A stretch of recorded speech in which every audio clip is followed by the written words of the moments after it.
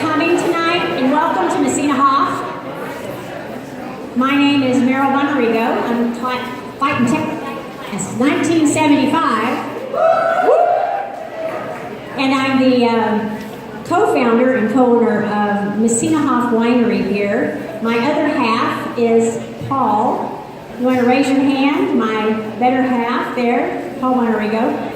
So people ask us where our name comes from and about our background, and that would normally take me about an hour. So I'm just going to give you a little capsulized history here.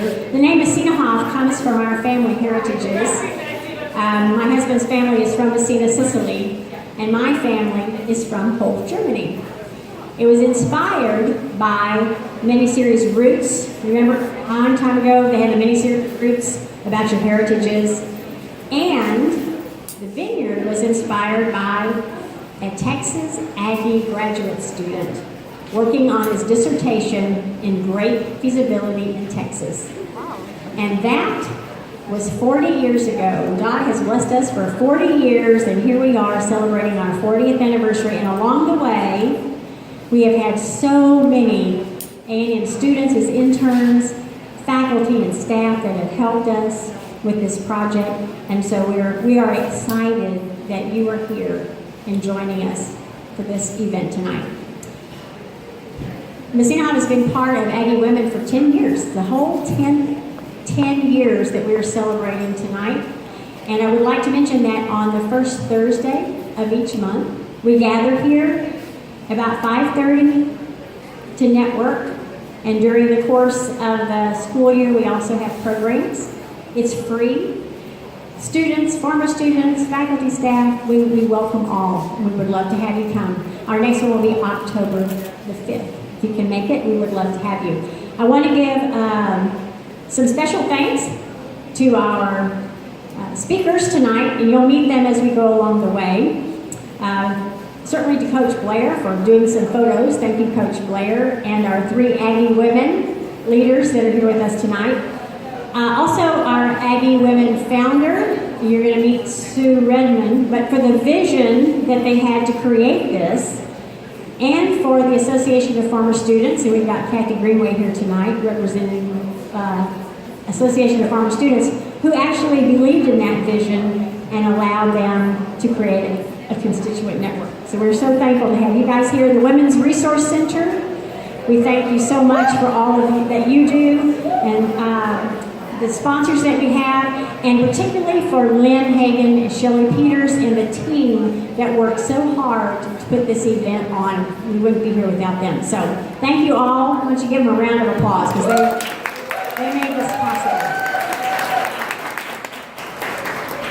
We have several speakers tonight, and each are going to kind of say a few words, but they're all going to give you a little bit different focus on Aggie women. And the first 2 are our current president of the Aggie Women Network, Amy Tawney, and Sue Redmond, who is one of the co-founders of the Aggie Women Network. And if you haven't had a chance to see the historical items on display here, take the opportunity to do it. Some really amazing things in there. Amy.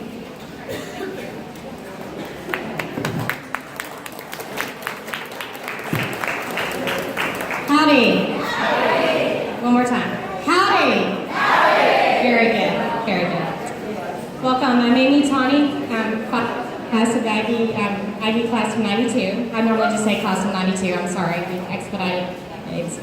I'm happy to be here with you this evening. I thought I had 10 minutes, I have 2, so you're getting the Reader's Digest version of where my heart is with the Aggie Women. But it has been such a great honor over this last year to be a part of this organization and see all the amazing work that's been going on over the last few years that women who it is.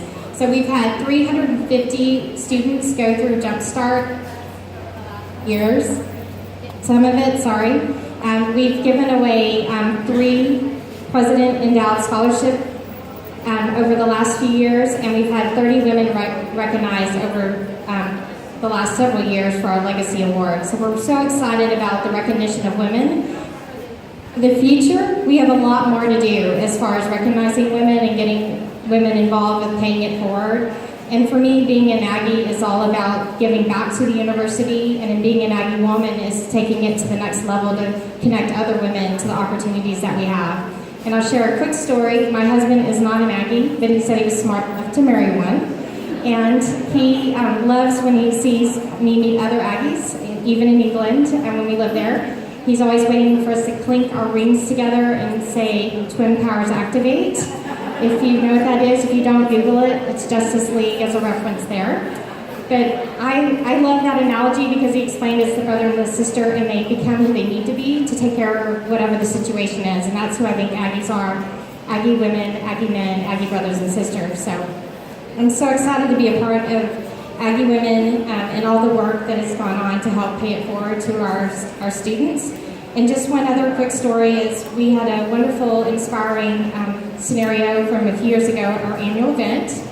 In April, we had a student participate. Her name is Megan Demerol, and she participated and was inspired after that to go and establish a women's organization on campus. And through that, they participated on some jumpstart events with Aggie Women. And we had a chance to connect with several very strong leaders on campus. And over that time, we've had Megan join our board. So now she's on our board and helping consult back to us as far as things to think about students that are graduating. So I'm inspired by women like that. And I'm also inspired by the 15 women that came together in 2007 and 2008 and created the interim board and all the work that they did to help pay it forward for all of us to be in this room today. So thank you to those that have the foresight to do that. And with that, I'll turn it over to Sue.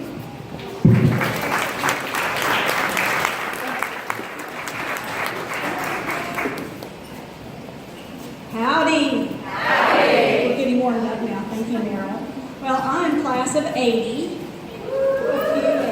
Yes. And thank you all for being with us today to celebrate our 10 years. Wow, I cannot believe it's been 10 years. I was one of the co-founders, and our other co-founder, Carol Jordan, couldn't be here, but she also sends her greetings. So 10 years ago, we worked with Representative Bill Flores, who at the time was chairman of the board of the association, to create this. And he couldn't be here either. He's kind of busy at the Capitol. And he sends his greetings, and in fact, if you look at the history table, he has sent us both a proclamation and a flag that flew over the United States Capitol. In addition, 10 years ago, Barbara Bush was at our inaugural meeting and spoke to us. And she too sends her greetings, is not able to be here today, but she has sent us a letter. So I'd love you guys to check this out at the history table as well. So we do have a lot of history. 10 years ago, we were asking where are all the women former students. Very few were getting awards and accomplishments.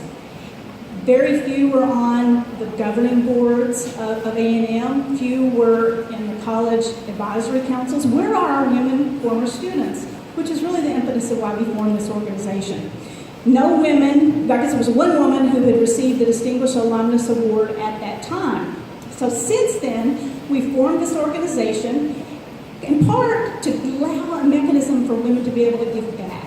And secondly, to shine the accomplishments of our women former students, which has been awesome. So our network was formed in 2007, and in 2008, 1 year later, we had our second Distinguished Alumnus recognized. Since that time, we've had 3 more, and just saying, we might have been the ones that nominated them. Awesome. We now have 3, and these women we nominated first received the Women's Legacy Award. We recognized them first. In addition, we now have 3 women that were Legacy Award winners from our organization who are on governing boards. There's a woman on Texas A&M Board of Regents. The A&M Foundation has its first woman, and the 12th Women Foundation.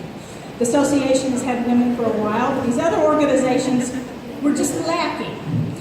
And every one of these women also received our Women's Legacy Award by this organization. We're shining a light on the accomplishments of our women former students, and everybody else is recognized. So, quick story, we needed a domain name in 2007 because we need a website. So we're like, what can we do? What could be? How about Aggie Women? We looked at Aggie Women, it was available. There was 150,000 at least women former students living at that time. No one had that domain name. We got it. So we are Aggie Women, and I'm looking really forward to the next 10 years.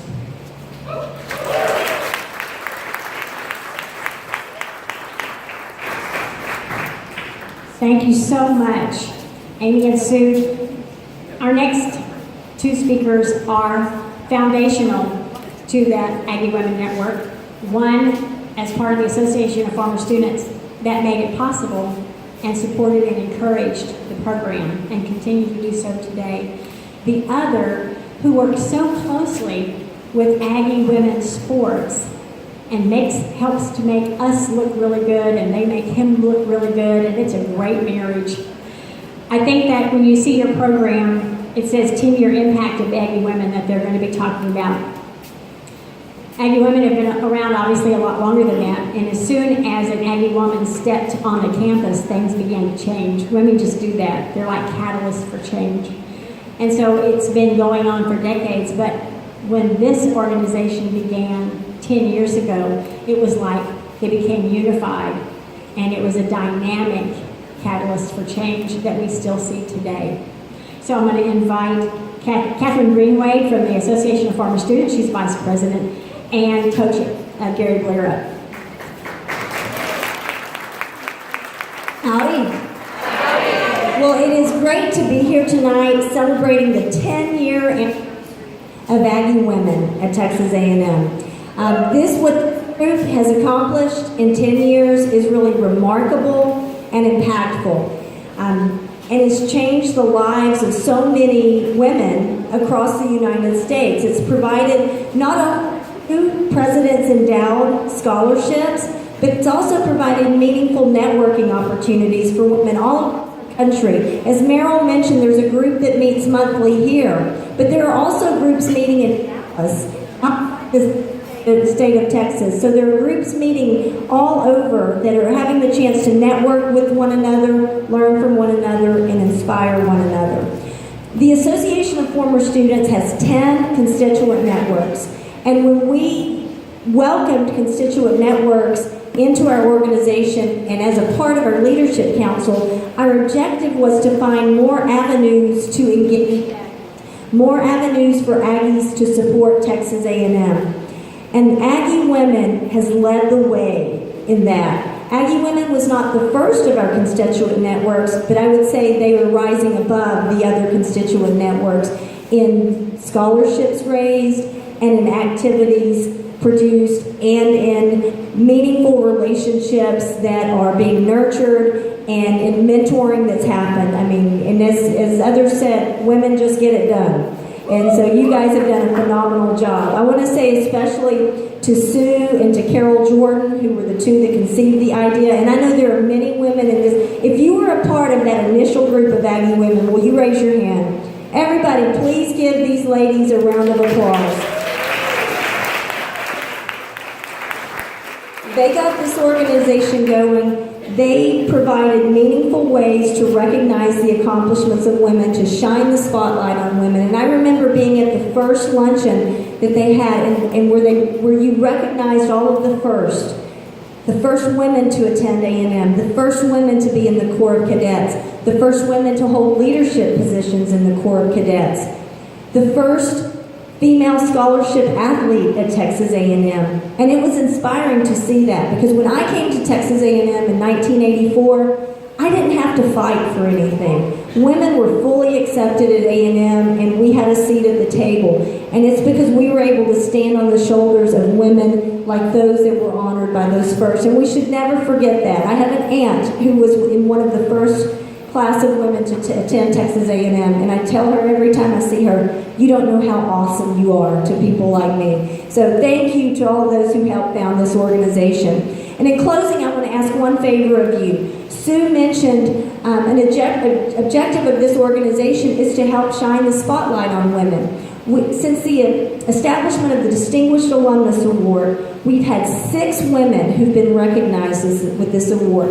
Now also keep in mind, only Less than 0.1% of all former students have been named in a distinguished alumnus of Texas A&M. So you're talking about rarefied air here. We've had 6 women recognized. You guys are batting 1,000. Every woman that you have put forth to be recognized or you've nominated has been selected. But here's the problem.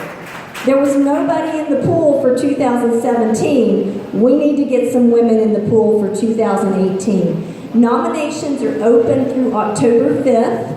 You can go to aggienetwork.com/distinguished alumni.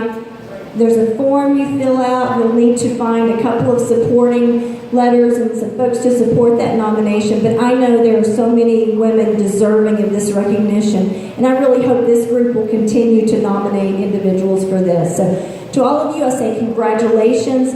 Keep up the good work. I'm proud to be a member of this organization, and I appreciate the great work you do because you're helping Aggies engage with one another and helping Aggies continue to support Texas A&M. So thank you for what you do. Now, do I get to introduce Coach Blair? All right. This is the man. I'm just glad I didn't have to follow him. This is a man who needs no introduction. A member of the Women's Basketball Hall of Fame. Is that correct? National championship coach. And if you were there for that, that was a lot of fun. And I'll tell you someone who, he may not have an Aggie ring, but there's no better Aggie than Gary Blair. So that's a pretty good one. So. Thank you. Howdy, ladies. That's the way Aggies are supposed to respond. Where the hell were y'all in 1963 when I was trying to find a college? I had to go to Texas Tech because there was no women here. Where were you? Okay, I went to Tech. Okay, don't blame me. I had a good time. I turned a 4-year education into 6, but I had a great time. But listen to this right here.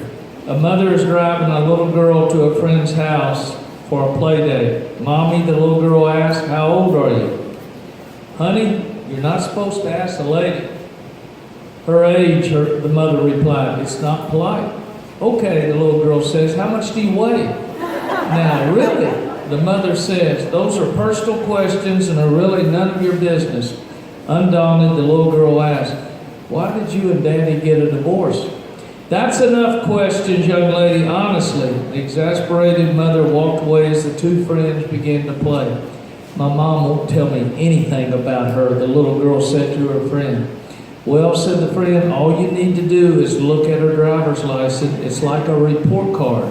It has everything on it. Later that night, the little girl says to her mother, I know how old you are. You're 32. The mother is surprised and asks, how did you find that out? I also know that you weigh 140 pounds. The mother is past surprise and shocked now. How in heaven's name did you find that one out? And the little girl triumphantly says, I know why you and Daddy got a divorce. Oh, really? The mother asked. Why? Because you got an F in sex. We'll go over your head for some of you there. All right. Now, this is true stuff. I will only tell this to friends. When I went into the Marine Corps, they looked at my birth certificate and everything, and it said F for female. And my gosh, you try going into the Marine Corps, they made a mistake in Dallas when I was born, and nobody ever caught it. But it said F instead of male. So, I'm really a male. I'm here. I promise you, I'm all male. Ladies, think about it.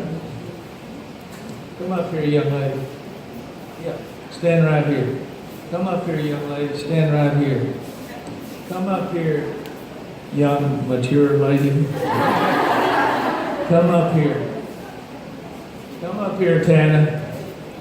Right there. Come up here. Lady with the red dress on. Come up here. almost.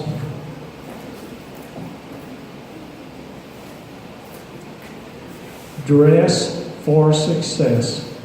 Look at each one of these ladies and how they handle themselves. Look at each one. They're all different. They handle themselves. They have presence. They have everything going for themselves. You don't have to look like Julia Roberts, but when you wear that red dress on, that's pretty special. Okay? This lady right here is a cancer survivor. Also a season ticket holder, which some of you could be too. This young lady, I've known her for how long now? Oh, for about 15 years. About 15 years. I'm starting on my 15. This young lady here, she's younger than I am, but look at her. She handles it, baby. She handles it. Dress for success, dress for class. This young lady right here, she's in charge of our strength and conditioning program at A&M. All right? She handles it. Even though she was at Baylor for a while, we've straightened her out. But this is what you got. Young lady right here, Aggie Grab, what class? Class of 18, actually, sir. 18, my gosh, huh? Check her ID as we walk out.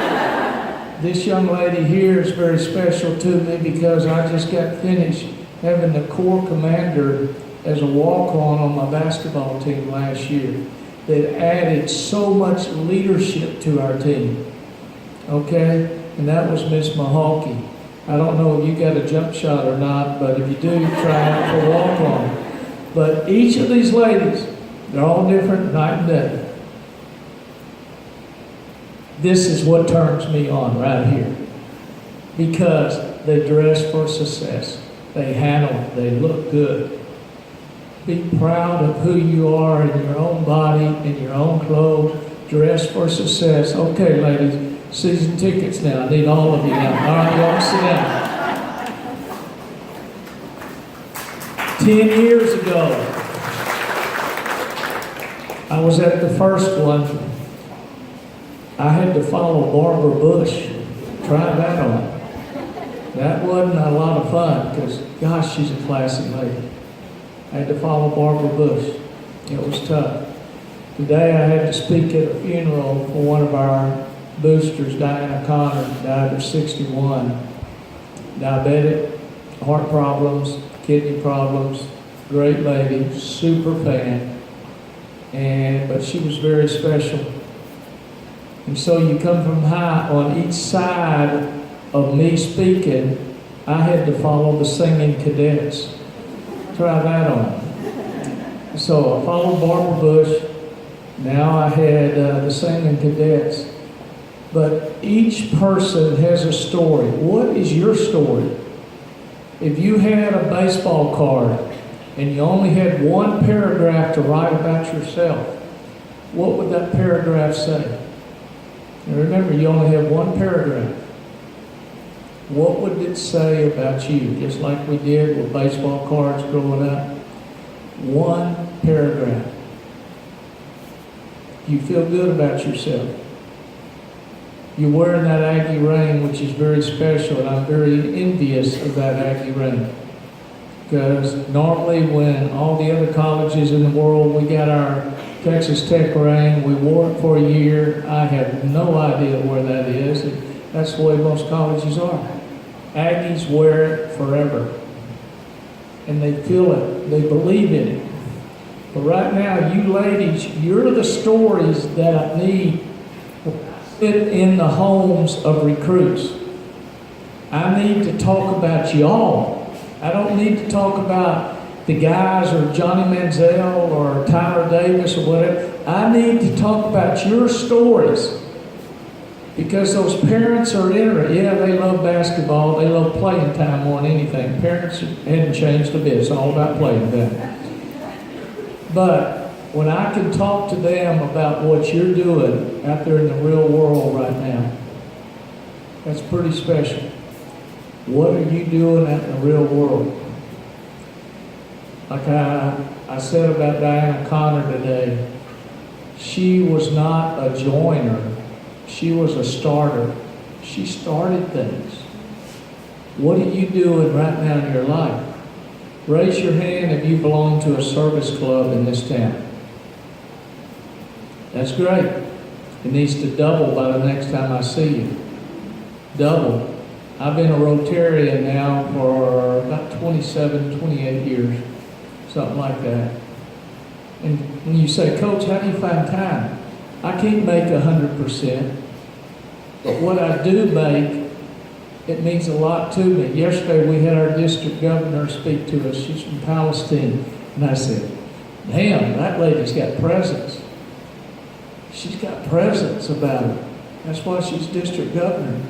Each of you has a role, but some of you are settling. You're settling. Quit settling and move up the ladder. We talked about Barbara Bush. We could talk about Michelle Obama. Those are ladies that didn't settle. They moved up the ladder.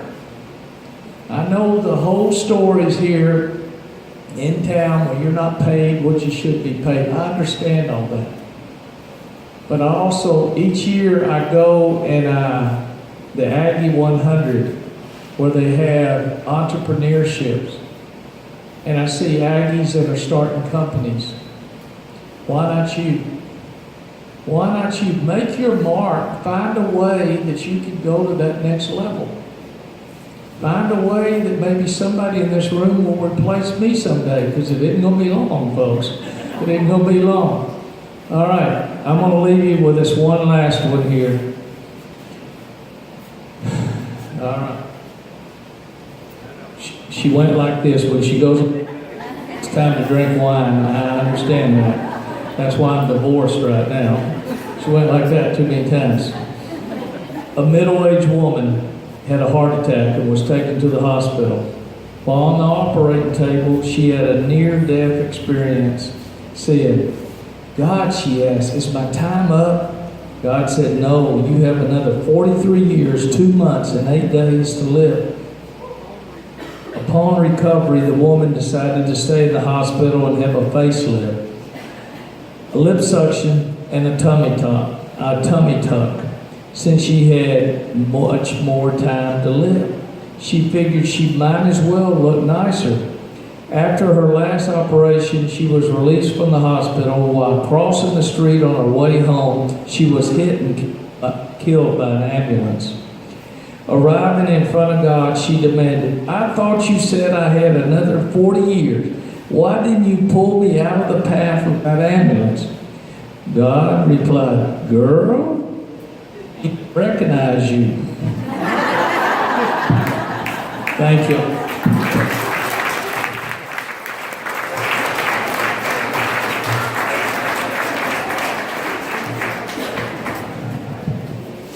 Thank you, Catherine and Coach Blair. We appreciate it so much.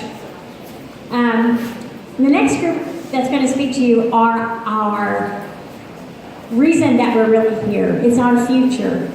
It's our Aggie women leaders of today who will be the leaders in business and in government and in organizations tomorrow. And we are here to support them, to encourage them, to mentor them, to do what we need to do to help them be successful in those roles. We have 3 this year. Every year we do this, and each year the girl Alyssa McCulkey was one of them. They come in and they're so confident and they're so knowledgeable and they're so they're so poised and savvy, and it just blows me away. It's awesome to be so young. And we have 3 more this year. We have 3. So I'm going to introduce all 3 to come up. Each one is going to talk to you a little bit. And then if you at the end of our speakers today, if you have opportunity, please go up and say hello to them, introduce yourself, and find out more about them. Let them know more about you. Our first is Amy Sharp, the junior class president. Welcome. Sarah Wojak, Deputy Corps Commander, and Jasmine Wang, Student Senate Speaker. Welcome, ladies. Aggie. Hi. Well, first of all, it huge honor just to be speaking to you guys tonight, and the women who are the reason that came before us, the reason why we're able to be up at this podium tonight. So thank you so much.